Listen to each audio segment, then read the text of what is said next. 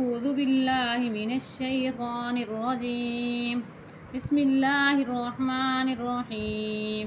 कल हमने आपको सबक पढ़ाया था पारा नंबर 6 सूरह माइदा आयत नंबर 44 तक। आज हम उससे आगे आपको पढ़ना सिखाएंगे।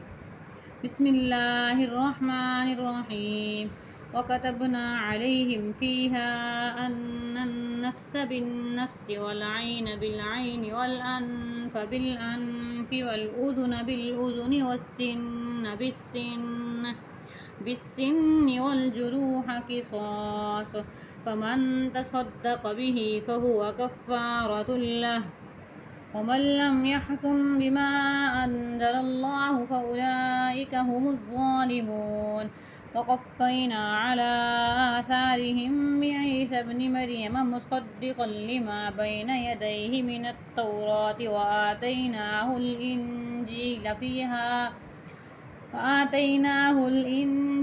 فيه هدى ونور ومصدقا لما بين يديه من التوراة وهدى وموعظة للمتقين وليحكم أهل الإنجيل بما أنزل الله فيه ومن لم يحكم بما أنزل الله فأولئك هم الفاسقون।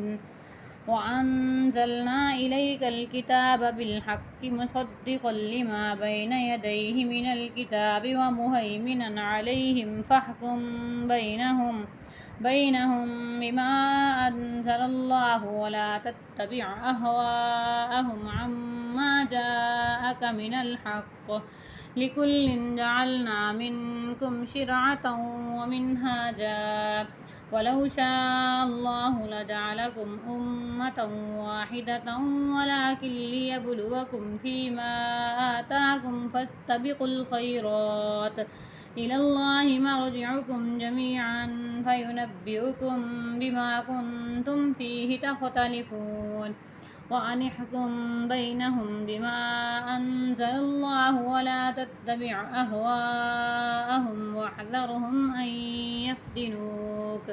أن يفتنوك عن بعد ما أنزل الله إليك فإن تولوا فاعلم أنما يريد الله أن يصيبهم ببعض ذنوبهم وإن كثيرا من الناس لفاسقون أفحكم الجاهلية يبغون ومن أحسن من الله حكما لقوم يوقنون.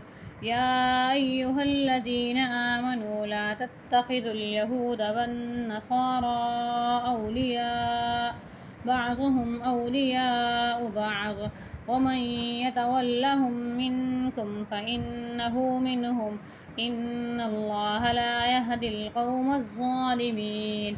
فترى الذين في قلوبهم مرض يسارعون فيهم يقولون نخشى أن تصيبنا دائرة فعسى الله أن يأتي بالفتح أو أمر من عنده فيصبحوا على ما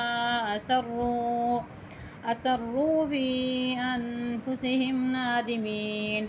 ويقول الذين آمنوا أهؤلاء الذين أقسموا بالله جهد أيمانهم إنهم لمعكم حبطت أعمالهم فأصبحوا خاسرين. يا أيها الذين آمنوا من يرتد منكم عن دينه فسوف يأتي الله بقوم يحبهم ويحبونه أذلة على المؤمنين أعزة على الكافرين يجاهدون في سبيل الله ولا يخافون لومة لائم ذلك فضل الله يؤتيه من يشاء والله واسع عليم. إنما وليكم الله ورسوله والذين آمنوا الذين يقيمون الصلاة ويؤتون الزكاة وهم راكعون.